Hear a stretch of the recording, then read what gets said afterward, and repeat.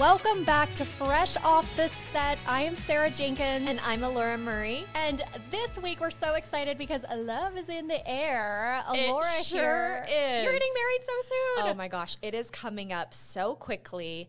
I am so excited. Are you ready? Do you feel like you're ready? I feel like I'm ready to marry David. And I honestly, yes, my fiance's name is David, and we also work with a David. It could be a little confusing, but, it is confusing. And they're both great. When I'm at home, I tell my parents, I'm like, there's work David, and then there's my David. So I love it. I make that distinction. I am so excited. Yeah. I'm so excited. As cheesy as it sounds, I'm just a cheesy person. It is what it is. I'm so excited to share this day with people I love, with close friends and family. It's a little on the smaller side, if I could get that word out.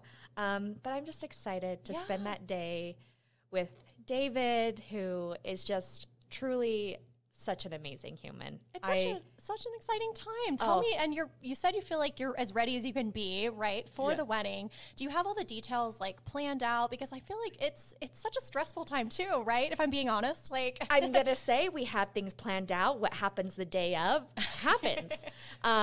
We're excited. We're getting married actually out of state. We're getting married in California. Well, both of us live in Utah. So it's kind of a small destination wedding, but truly I'm ready to marry the love of my life. That's what I'm ready for. And Sarah, I know you've been married. We've talked so much about weddings. People are probably in the office are like, Elora, yes, we know you're getting married. No, I love hearing people's different ideas and different themes and things that they do. And it feels like I got married 1,000 years ago. It was more like almost 5, but it's just cool to see the creativity. And yeah, I mean, in ways I feel like it was yesterday. In other ways I feel like I've been with my husband forever. So it's fun. What do you remember most from your wedding day? So we were like you. We actually decided to get married in California too. Mm-hmm. And we got married in Napa. And I think just the biggest thing I remember is the feeling of love, of having my family members and the people closest to me there and just feeling so supported. I mean, it truly was the best day of my life. I was so happy. And to see my husband at the end of the aisle is just really amazing. And I wish that for everyone. And I know, it's just, you're going to have the best day. I love weddings. So from a former bride to a future bride, yes. What advice do you have for me, Sarah? Okay, this is easier said than done, but don't sweat the small stuff because there's so many little things that I think brides get focused on. There's so many details. It's impossible to not be stressed, but like honestly, it's all going to come together. It really will. And the takeaway will be you'll have had this beautiful day and it goes by so quickly. Right? I love it. That's amazing advice. In my mind, I can picture David at the end of the aisle and my brother is the one who's officiating our ceremony. I love that. And my dad will be walking me down the aisle. So I'm so excited for that. But that advice is great because I'm the type of person who does want to make sure that everything is like boom, boom, boom. And then today on our podcast, Carrie and I sit down and we interview a wedding expert. He is amazing at everything he does. So whether you are a future bride, whether you know someone who's getting married, or whether you're like me and you just want to talk about weddings, you just love all weddings. The time. Yeah, I love weddings in general. So. This interview is for you. Let's take a listen.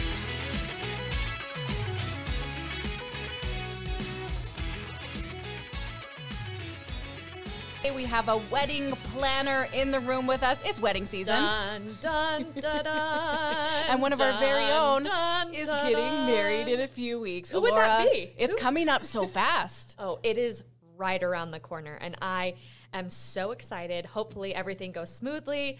All I know is that I'm marrying David. That's all that matters. And that's what matters. That's all that matters. Well, we're going to answer maybe a lot of your questions out there. If you are getting married, Elora, you may still have some. This may help. Kelly Christensen is here with us, the owner of Callie's Catering. Hi, Kelly.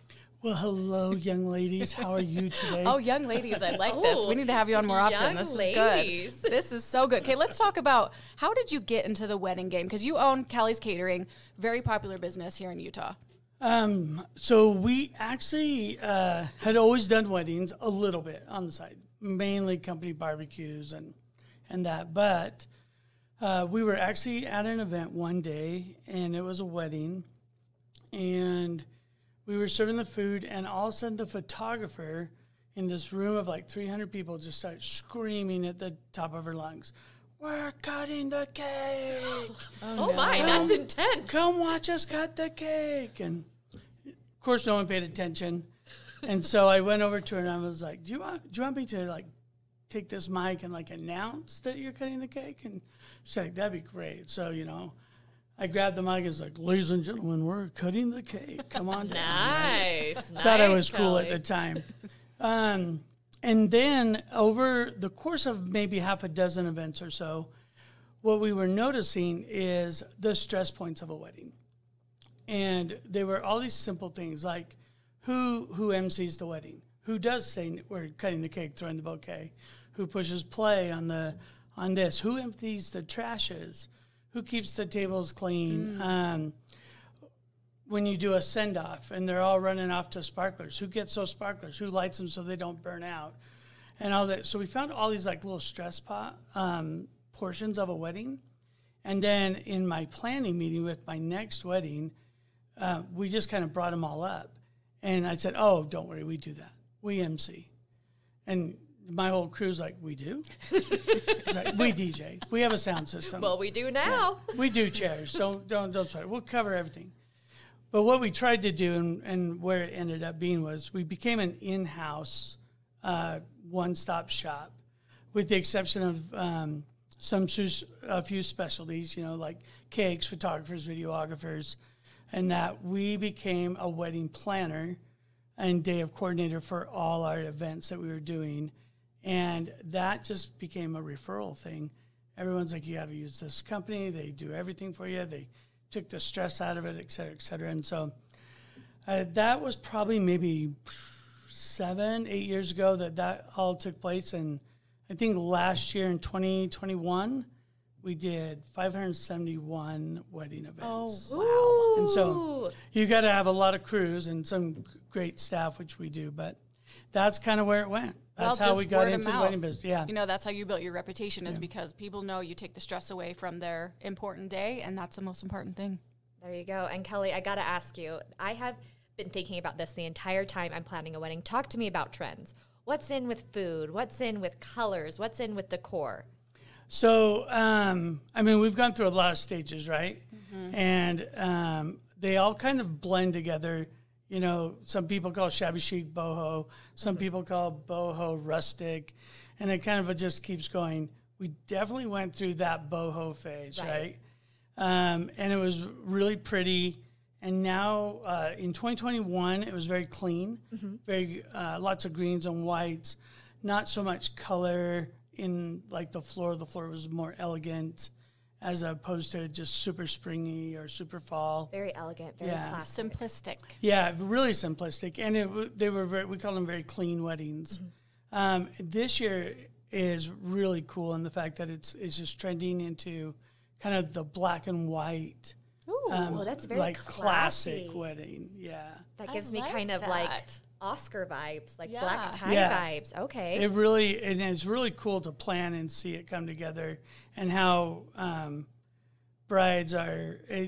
I mean, they all follow the same Pinterest. They all follow the same. That's how you do thing. it. And so they kind of follow the same trends, but they're putting a little bit of themselves into it. But I think this year we'll see a lot of those classy type weddings. Yeah. As far as food goes, Kel, I know that you have options of like pizza oven. There's like a taco bar. I know a lot of brides I've talked to do a fry, like a French fry bar. The fry bar. Oh man. Yeah. So food has a role in a wedding, right? And its role is to feed people. Obviously, you're giving them something to eat. But really, food's purpose is to give people a reason not to leave your event. So Okay. I always use my own wedding as an example. You know, we had like the butter mints, the nut cups, and the little paper Nut cups. paper cups, and The butter mints. yeah. That paints a picture for me. Okay. I do plan on bringing those back somehow Good. in a cool way. Good, as you you should. can put a monogram on it. Yeah. But everything was very, you had an eclair, you had a lemon bar. So people would come, say hi to the bride and groom, walk through a 20-person line, right? And then grab their snack and leave. So when dancing came around, you were kind of like just left with like, What do I do? your wedding party, yeah, and maybe a few people. And it wasn't as big in the Utah scene, dancing and that party portion wasn't as big back when I got married as it is now. Now it's to the, for lack of a better word, maybe the formal reception where the bride and groom are meeting and greeting everybody. But then at the last half of the wedding is this big party. So what food does is you create a food or option where people don't leave. So when they walk in, like you said, fry bar. I mean, who's going to leave a fry bar? No one. exactly. Like people are elbowing to get back to it. Yeah. But it's variety. It has a lot of choices to it. It's unique. People remember your wedding as having the fry bar. Sure, having it unique. Also, I know a venue is so important, obviously, for your wedding. How early do we need to book our venues? So I always say this is kind of how it should go. You should pick where you're going to get married. You should pick your photographer and then go find a groom. Kelly's just calling it out. That is the order. Yeah, you heard it from Kelly, ladies and gentlemen. Because the way it is right now, venues go first, and venues can only do one. Is the way you think of it. That's a good point. So they can only do one event a day per se, and then photographer, videographer, they're kind of in that same category. When you get to florist, they can do 2-3 weddings. Planners, caterers can do a few more in the same day, but those items that are like venues and that's probably the first thing you want to lock down. And the other main reason for that is your vibe will be around whatever your venue is. There you go. So, there you go. And you mentioned planners just right now. So I have a question. So let's say you have a wedding planner. They've been working with you and they aren't doing exactly what you need them to do. They're not releasing stress. They're making things more difficult. What do you do when your wedding planner is doing this? So, initially when you step out and you get a wedding planner, which I highly advise having some sort of a planner or day of coordinator, when you establish those boundaries and mainly the method of communication, are we going to communicate on phone, which I highly discourage in all honesty. Okay. Are we going to communicate via text and via email, which I highly encourage. Okay. The reason being, as a planner and doing multiple events in a year, when I have it in writing, what the bride is saying and what I'm saying back, I'm able to trace back how we progress to where we are. And a lot of times when you're on the phone, and maybe you've experienced this, you start talking about things and then a tangent hits and then creativity hits. Oh, and then absolutely. It's all over the place. You're all over the place and you're like, man, I called to tell him white china. Did we talk about that? I have been there one too many times. Yeah. And so the planner may get lost, but definitely if you're having an issue with any of your vendors, it's good to just be straight up and just go right to them and say, so here's my thing. I'm feeling stressed because these things aren't being addressed. And I know you said everything will be okay. Could you show me what okay looks like? I think that's perfect. What does that mean when you say we're okay? Can you describe that to me? And can we put that down on paper? You definitely don't want to create like an adversarial relationship. Of course not. 24 days before your wedding, right? But at the same time, you want to go into your wedding comfortable and know that these things are being handled and what the expectation is. Even if the expectation isn't what it was going to be back when you started, the day of your wedding, you'll be a lot less stressed as if you know what it's going to be that day. There you That's go. good advice. So, Kelly, that's really good advice. Okay, 3 things to do when planning a wedding, to do. So if we have some brides and grooms out there planning a wedding right now, 3 things you would suggest they need to do. So I think as a bride and groom, they need to communicate with each other what their vision of their wedding is. Okay. Ooh, that's Number good. 1 thing Yeah. to do, communicate with each other. Because parents quickly are going to get involved. Parents probably are already involved to some degree, but We're actually going to cover that in just a little bit, Yeah. so stay tuned.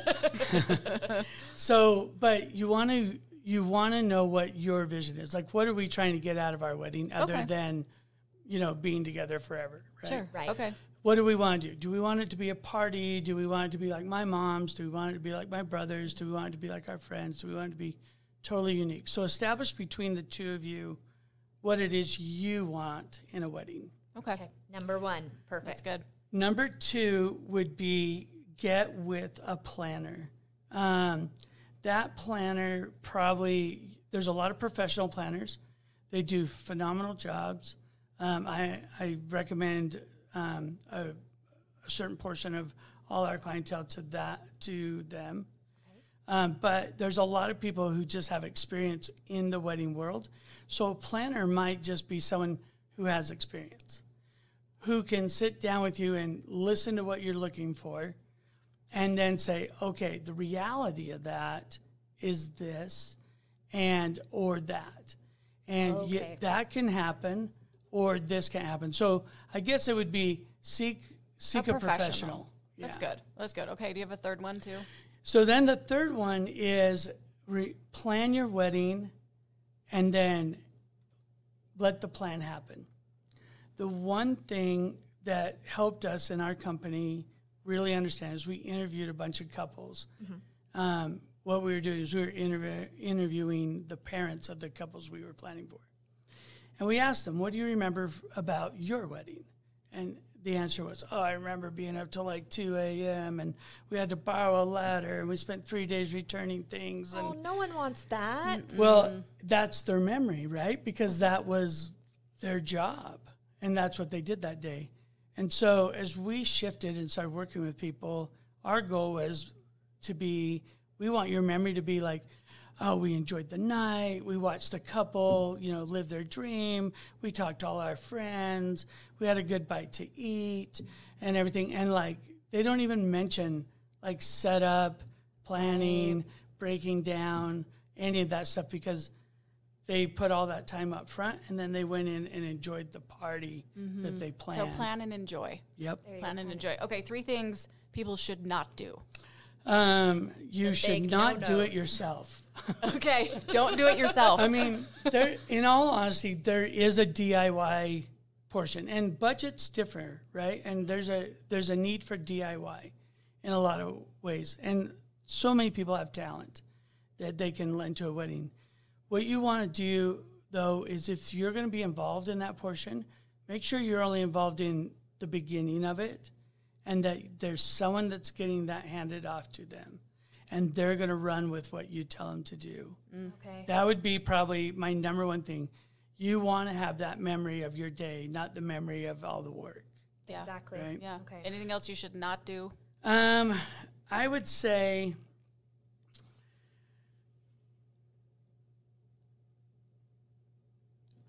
here's the thing. So this is in Utah. This could be a little bit touchy to couples out there. So maybe I need the shadowed mask for this one. It's fine. A really popular thing that happens in weddings right now, and parents think that they are looking at it in the right way, is they say, all right, here's your budget. Whatever you don't spend, you can have. Okay. Now, if you're a 19, 25-year-old couple, and your parents put $25,000 and say, here's everything for your wedding, as long as whatever you don't spend, you can keep. You're quickly to Oreos, Dixie plates. Mac and cheese. It sounds like you have experience. Those are very specific examples, right? Kelly. Because they're like, we're going to get paid to get married. This is awesome. So I wouldn't recommend parents necessarily doing that with them. Explain to them, the purpose of us giving you this budget is for you to know what you can do within what we can help you with, and you need to stay under that. And then on the side, if parents want to give them the rest, let that just be a gift the parents give them. Because what happens is couples will get kind of tilted on what they're willing to do. There you go. And I've seen parents come back a million times and say, yeah, we made the mistake, we did that, and now I'm going to chip in $10,000 more to make sure that they feed the people or they have it in a venue or something. And it ends up costing more money, but Right. they're trying to save. Right. All right, I get you. And it was a great intention. Sure. And it can work as long as you set the boundaries up front of This is for the purpose of throwing a party. Let's go throw a party with this amount of money. Yeah. So Yeah. That's good. That's really good. Is there a third thing, or is that all? Is That's- that all that's of it? pretty- don't hire anyone but Callie's Catering. That's No, right. There we That's go. right. I There knew it there is. was a third thing. I knew there was a third thing. So we've talked so much about, we've talked about decor, we've talked about food, photographers. What if you can only focus heavily on one thing? Like if you have the budget to focus just on one thing, what do you think that most important thing is at a wedding? So typically, it's going to be specific to the couple, right? Because each couple has their thing. So I would, in that first thing where the couple meets and they talk about what do they want out of their wedding, prioritize what's the most important thing. And a lot of times it'll default like just marrying you is the most important thing. And really, if a couple says that, anything else that happens is just bonus. Right? That's Oh, true. that's so sweet. I know. I'm like one of Oh, those look grandpas. at Kelly. Right? This is, I'm like over here with tears in my eyes. Aww. But really, whatever, like in that first couple, when they're talking as couples, what they want to get out of their wedding, like what the memory they're trying to create, let that be the focus. Because you can have like an amazing dance party that everyone goes out, you have a great time, and that's what you remember. And you can pull back a little bit on the food or pull back a little bit on the decor, tone down the flowers a little bit, and, you know, kind of like remain within your budget and still create the memory. So I would say just go back to what you envisioned your wedding to be, what that final vision was, and if you could only do one thing, make sure you achieve that, because that's what you set out with. What's I important love for you? that. That's really good, Kelly. Perfect. We touched a little bit also about parents, siblings, cousins, kind of involving themselves. How do you set boundaries during your wedding planning? Do you have any advice for that? Yeah. So in the Utah culture, if I'm using Utah as a culture or as an example, it's a very we're all here to help community, right? Yeah. And it's a great thing to do. However, I think everyone needs to remind their families, you know, because you might be able to convince the parents, like, come enjoy the wedding. We want you to be a part of the wedding, not a part of like getting trashes or everything. And then they like pawn it off to some aunt or some uncle or some great uncle. But really, just Uncle Jake's got that. He's going to do the trash. he's got a barbecuer. And He's got a Traeger. He's like, I do? Me? He does now. But really, like, just letting their family know, and even their friends, right, who all have great intentions, letting them know we're throwing a party to celebrate the day we're getting married. We want all the people we love to be guests at our event. We don't want them to work our event and everything else. Again, going way back to like where the bride and groom set out what their goal is, and then they take that to a planner. In that meeting with the planner or the professional, just lay out your entire wedding, let it get put on paper, and then tell everyone it's covered. We're done. And Perfect. so people will want to help, and the best thing to do is say, we just want you to be a guest. We want you to come enjoy enjoy it. it. Yeah. And that That's is a good true. way. That is true. You have it all down, and that is what you want from your guests at your event, is to enjoy themselves, celebrate the love that you found. So I think that's perfectly said. So if you had one piece of advice, just one, Kelly. Drum roll. Oh, Carrie's doing a drum roll. One piece of advice for a bride or a groom planning a wedding, what would that one piece of advice be? There's a lot he wants like, to did I say. do it? Did I stump you?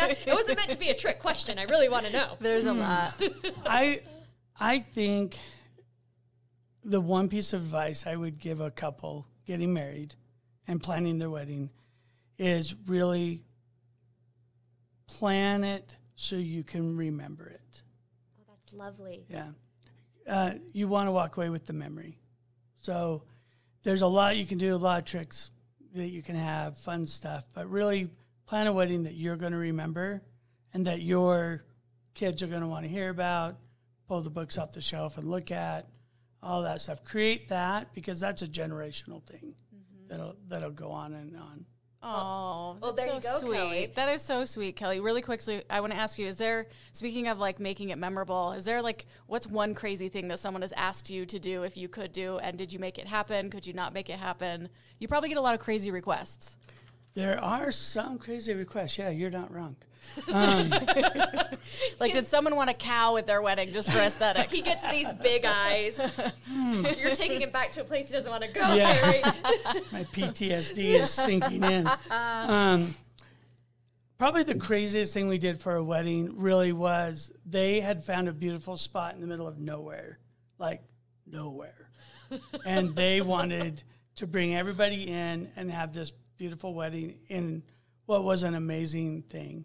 And we had to figure out how we were going to do it. It basically was like the Trek of weddings. Wow. You know, other than the hand carts. We didn't have any hand carts. Maybe that would have helped. Yeah, it could have got us there quicker. But we transformed what was a field in the mountains into a huge wedding venue. Beautiful. Had no power, no electricity, no water, no anything. We brought it all in and put together a wedding for about 120 people. This is what Kelly's Catering can do for you. And that is why, speaking of that, Kelly, where can we go to book you? So calliescatering.com is our website. And the Instagram, all Callie's Catering, all our social media. I'm happy to give out my number. Go for it. All right, ladies. Oh, wait. I mean, to my wife, I'm giving out your number. Just kidding. Our number is 801-231-5250. You can just text into that number, and one of our planners will get right back to you and get you all set up. And we love Callie, too. And it's spelled Caleys. Yeah, it's definitely spelt like Kaylee's, I found out, but it's pronounced Callie's. I think I was calling it Kaylee's forever, and I've known you for 20 years. You know what, So Carrie? it's my bad. Mistakes happen. We're all human. It does happen, yes. And your family is lovely. So is your wife, Callie. We just love her, and everybody is so amazing. You make dreams come true for weddings, and we're going to end this with our Fresh Five. Kelly, and I'm going to just ask you 5 quick questions. You just say what's off the top of your head. Favorite holiday? New Year's. Favorite place to travel? Hawaii, because it's next week. Oh, Nice. fun. Jealous. So jealous. Least favorite food? Anything French. Anything French. You don't love French food. Oh, I'm like baguettes, So no cheese, snails? croissants. No snails okay. for If you? cheese and baguettes are in there, sorry, I take that back. Favorite superhero? My wife. Oh, my goodness. She is. Kelly. Well, okay. Kelly is a superhero. She really is. And I think that I've lost track now. That was so cute. I think one more. Who do you look up to most in your life? My family. You do have a rock star family. I can see why. In that, with all the ahs and the tears, I needed to bring tissues in here. No one warned me. No one knew. Kelly, thank you so much. You bet. We've Thank you. learned so much from you today. Thank you for answering all the questions. And good luck to Elora, who's getting married Yes, congratulations. in just a few Thank weeks. We're so you. excited for you. And thank I'm you for very listening excited to our Fresh Off the Set podcast. Remember to rate, review, and subscribe. And we will see you next week.